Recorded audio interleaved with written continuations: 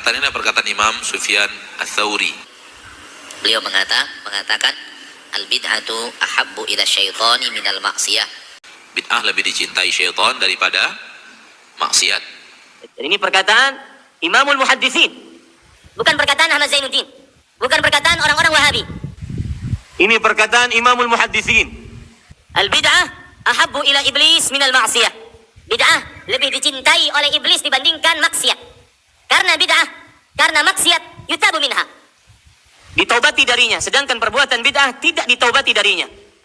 Dan yang dimaksud dari maksiat ditaubati darinya, sedangkan bid'ah tidak ditaubati darinya adalah bahwa karena seorang yang melakukan perbuatan bid'ah mengira amalannya itu baik, dan dia menghitung amalannya tersebut adalah merupakan qurbah ilallah, mendekatkan diri kepada Allah Jalla wa'ala.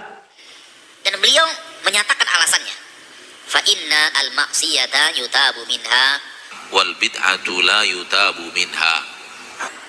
karena maksiat gampang taubat dari maksiat itu, dan bid'ah sulit taubat daripada maksiat, daripada bid'ah itu.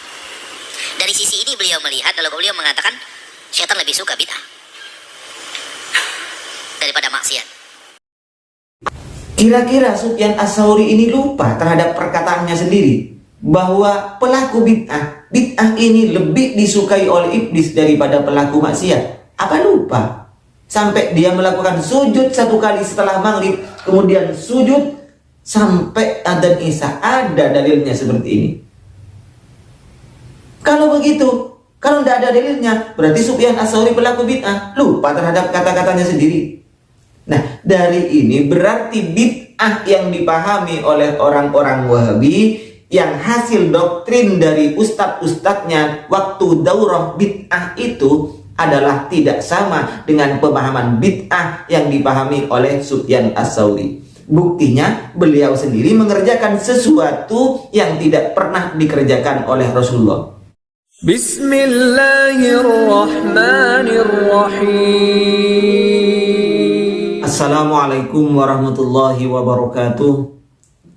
Alhamdulillah wassalatu wassalamu ala Rasulillah wa ala alihi wa sahbihi wa mawala, amma ba'du. Sahabat-sahabat Aswaja yang dirahmati oleh Allah Subhanahu wa taala yang saya hormati. Mereka para sutat-sutat Wahabi kata Husani ini menyebutkan pernyataan dari Imam Sufyan Ats-Tsauri, yang mana Sufyan Ats-Tsauri mengatakan bahwa pelaku bid'ah atau bid'ah ini lebih disukai oleh iblis daripada pelaku maksiat. Tapi apakah benar pemahaman Sufyan Ats-Tsauri terhadap bid'ah sama dengan pemahamannya orang-orang Wahabi yang disampaikan oleh ustadz-ustadznya itu? Apakah sama seperti itu? Yang menganggap orang lain yang melakukan ini yang tidak ada contoh dari Rasulullah itu adalah bid'ah dan pelakunya adalah disukai oleh iblis. Apakah benar pemahamannya sama? Baik, mari kita cek. Di dalam kitab A'lamus Salaf juz 1 halaman 287. Silakan cek. Terus yang kedua, di dalam kitab Hilyatul Auliya karangan Az-Zahabi juz 7 halaman 57. Terus yang ketiga, silahkan dicek di dalam kitab Al-Mawsu'atul Kubra juz 23 halaman 204. Terus yang keempat, di dalam kitab Tadhibu Tadhibil Kamal Wasma'ir Rijal juz 4 halaman 75. Yang kelima, di dalam kitab A'lamul Fuqaha wal Muhaddisin Al-Imam Sufyan bin Sa'id Ats-Tsauri halaman 100. Dan yang kitab yang keenam adalah dalam kitab Syarah Sunan An-Nasa'i juz 3 halaman 26. Silakan dicek untuk teman-teman Wahabi. Baik, saya akan bantu membacakan untuk teman-teman Wahabi. Apakah benar pemahamannya seperti yang dipahami oleh mereka, yang dipahami hasil doktrin dari ustadz-ustadznya tentang bid'ah yang dikatakan oleh Imam Sufyan Ats-Tsauri ini? Di dalam kitab yang saya sebutkan tadi, yang jumlahnya ada 6 itu, di situ dijelaskan wa anibni Wahbin, dari Ibnu Wahab. Qala, beliau berkata, Ra'aitu Ats-Tsauriya fil Masjidil Harami. Saya melihat Sufyan Ats-Tsauri berada di Masjidil Haram. Ba'dal maghribi, Sholat thumma sajada sajdatan. Setelah sholat maghrib dia sholat, kemudian sujud 1 kali. Falam yarfa ra'sahu hatta nudiya li sholatil isya. Setelah maghrib dia sholat 2 rakaat lagi, kemudian terus dia itu tidak bangun-bangun, sujud terus 1 kali, sujud terus hatta nudiya lil isya'i, hatta nudiya li sholatil isya'i, sampai ada adzan isya. Kira-kira yang dilakukan oleh Sufyan Ats-Tsauri ini pernah dicontohkan oleh Rasulullah? Kira-kira yang dilakukan oleh Sufyan Ats-Tsauri ini pernah dilakukan oleh sahabat? Silakan jawab. Berarti kalau ini tidak dikerjakan oleh Rasulullah, tidak ada dalilnya Rasulullah mengerjakan sujud dari maghrib sampai isya 1 kali, tidak bangun-bangun. Kalau tidak dicontohkan oleh Rasulullah, berarti Sufyan Ats-Tsauri adalah pelaku bid'ah, ahli bid'ah, yang sesat, yang lebih disukai oleh iblis. Sebagaimana kata-kata Sufyan Ats-Tsauri sendiri, sebagaimana perkataan yang beliau sampaikan sendiri. Kira-kira Sufyan Ats-Tsauri ini lupa terhadap perkataannya sendiri, bahwa pelaku bid'ah, bid'ah ini lebih disukai oleh iblis daripada pelaku maksiat. Apa lupa?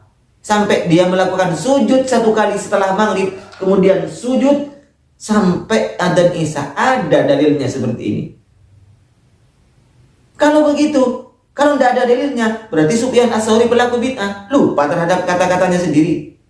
Nah, dari ini berarti bid'ah yang dipahami oleh orang-orang Wahabi, yang hasil doktrin dari ustadz-ustadznya waktu daurah bid'ah itu adalah tidak sama dengan pemahaman bid'ah yang dipahami oleh Sufyan Ats-Tsauri.